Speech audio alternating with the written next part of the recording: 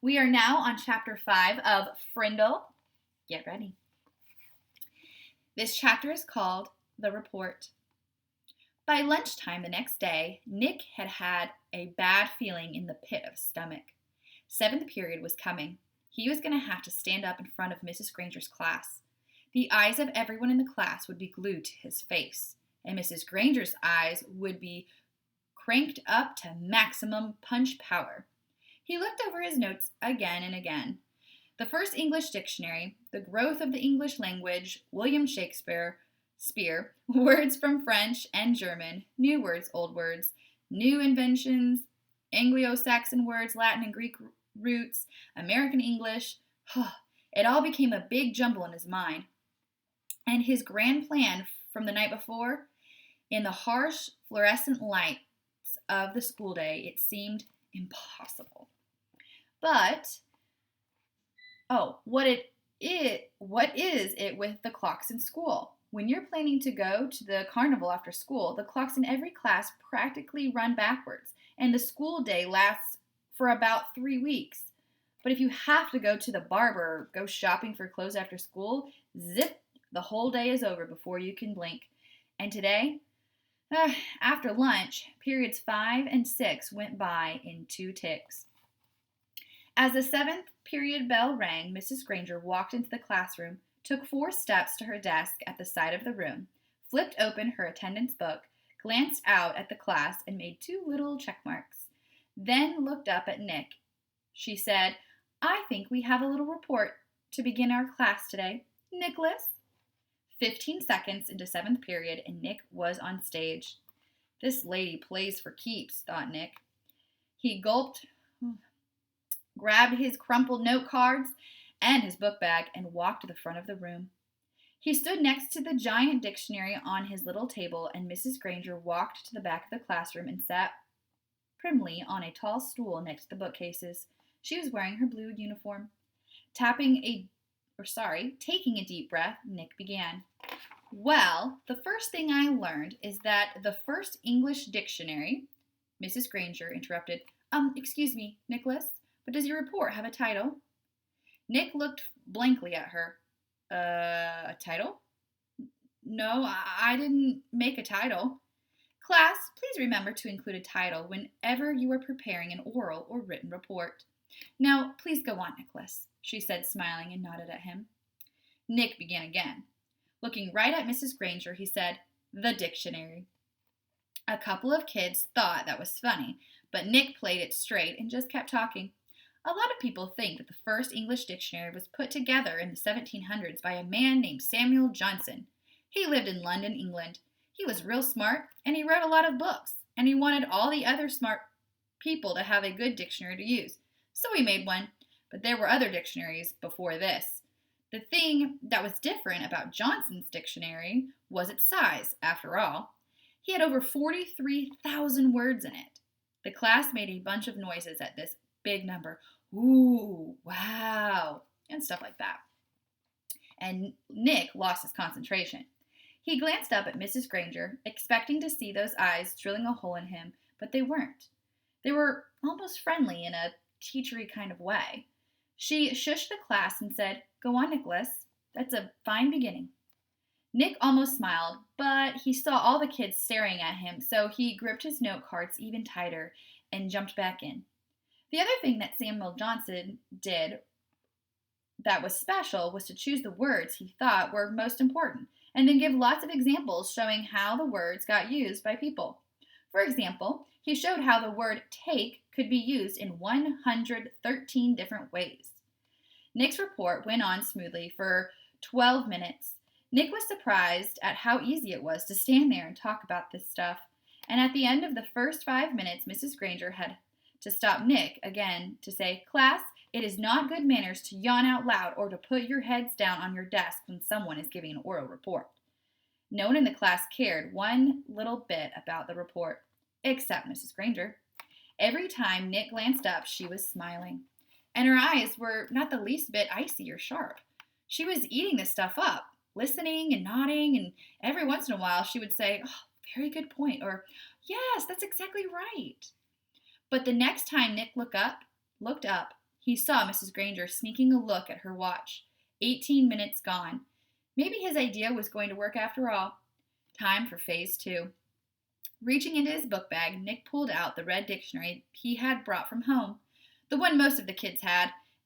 The one Mrs. Granger said they should use. Nick said, "This is the dictionary that I use at home for my vocabulary work. And I opened it up last night at the very front, and right there I found out a lot about how the dictionary was made. Right in this book. So I thought some of the ideas would be a good part in my report. It says here, Nicholas." Nick looked up. Mrs. Granger got off her tall stool, and its wooden legs made a screeching on the floor. Head snapped to attention, and the class was alert again. Mrs. Granger smiled, raised her eyebrows, and pointed to her watch. "Nicholas, I think the class should read that at home themselves. Now." John's hand went up in the air, and at Mrs. Granger's nod, he said, "But I don't have that dictionary at home, Mrs. Granger. I have the blue one." And several other kids immediately said, "Me too, me too." Mrs. Granger tried not to show that she was annoyed. "Very well, Nick, but it shouldn't take too long. We have other things to do today." Nick kept his eyes open wide and nodded, adjusting his glasses on his nose, and began to read. "Without question, this modern American dictionary is one of the most surprisingly complex and profound documents ever to be created, for it embodies unparalleled etymological detail reflecting not only superb graphic scholarship, but also the dreams and speech and imaginative talents of millions of people over thousands of years. For every person who has ever spoken or written in English has had a hand in this making." It was a long article, and the kids were bored to death. But no one looked bored at all. Every kid in the room knew now that the period was more than half over, and that Nick's report wasn't just a report. It was one of the greatest time wasters he had ever invented. Mrs. Granger knew it too. She had edged around from the back of the room to the side near the windows. Nick glanced up at her now and then as he read, and each time Mrs. Granger's eyes clicked up to a new power level. After 8 minutes of Nick's best non-stop reading, her eyes were practically burning holes in the chalkboard behind him. There was only 10 minutes left in 7th period. Then he took a breath to start a new paragraph. Mrs. Granger cut him off. "That's a fine place to stop, Nicholas. Class, let's all give him a round of applause for his report." The applause didn't last long. As Nick took his book bag and notes and sat down, Mrs. Granger's eyes went back to almost normal, and she actually smiled at him. "Although your report was a little long," she paused to let that sink in, "it was quite a good one. And isn't it fascinating that English has more different words than any other language used anywhere in the world?" She pointed at her large dictionary. "The one book contains the definitions of more than 450,000 words. Now, wasn't I right, Nicholas? All this will mean so much more since you learned about it on your own." Mrs. Granger was beaming at him. Nick sank lower in his chair. This was worse than writing the report, worse than standing up to give it. He was being treated like he was a teacher's pet. And he had the feeling she was doing it on purpose. His reputation was in great danger, so he launched another question. He raised his hand, and he didn't even wait for Mrs. Granger to call on him. "Yeah, but I still don't really get the idea of why words all mean different things. Like, who says that dog means the thing that goes woof and wags its tail? Who says so?" And Mrs. Granger took the bait. "Who says dog means dog?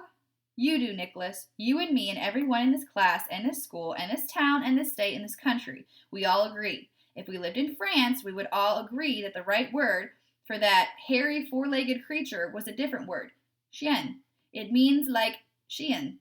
But it means that dog means to you and me. And in German, they say Hund, and so on, all around the globe. But if all of us in this room decided to call that creature something else, and if everyone else did it too, then that's what it would be called. And one day it would be written in the dictionary that way.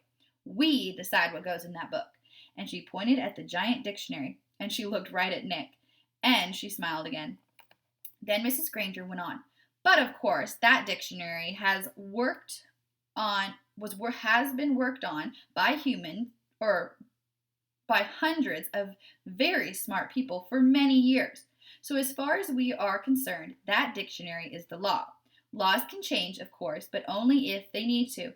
There may be new words that need to be made, but the ones in that book have been put there for good reasons." Mrs. Granger took a look at the clock. 8 minutes left.